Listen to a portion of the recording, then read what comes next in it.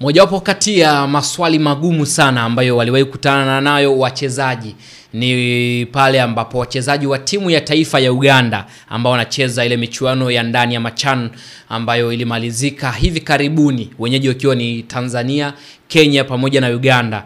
Na katika mashindano haya wote Tanzania, Kenya pamoja na Uganda tulitolewa katika siku moja, tofauti ilikuwa ni muda tu, wote tuliaga mashindano haya siku moja. Lakini baada ya hapo na bingwa kupatikana, kila kitu kikaendelea.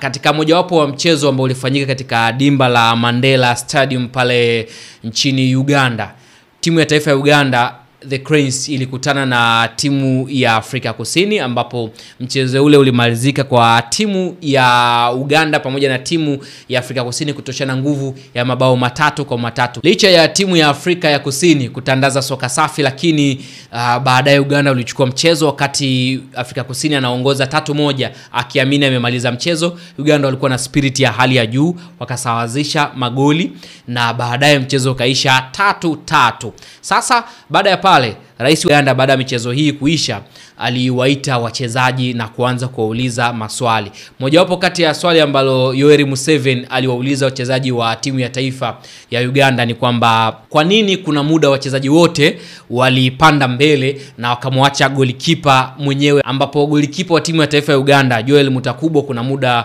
ilimlazimu kwenda kufanya save nje ya box, kitendo ambacho kilipelekea kushindwa kusave ule mpira kwa sababu alipigwa chenga na mpira ukawa chopped ukaenda golini, wakati beki anajiandaa kuokoa ule mpira akajikuta ameumalizia. Kwa hiyo Rais Museveni aliwaita wachezaji na kuanza kuwauliza maswali jinsi ambavyo yalikuwa. Na haya ndio maswali ambayo aliwauliza Museveni, lakini hivi ndivyo wachezaji wa timu ya taifa ya Uganda walivyojitetea mbele ya rais wao.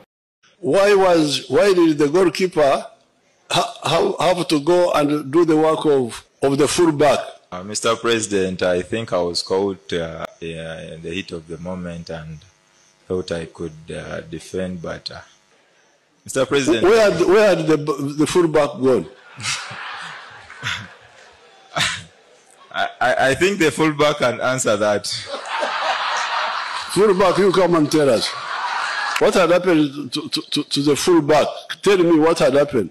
We were attacking, so we were high up in the pitch, so we were quite up in the moment. Why do you all go to attack? Because this is the whole thing of the AOR in the army. Area of responsibility. Why would you all go to attack and then you leave the goalkeeper alone?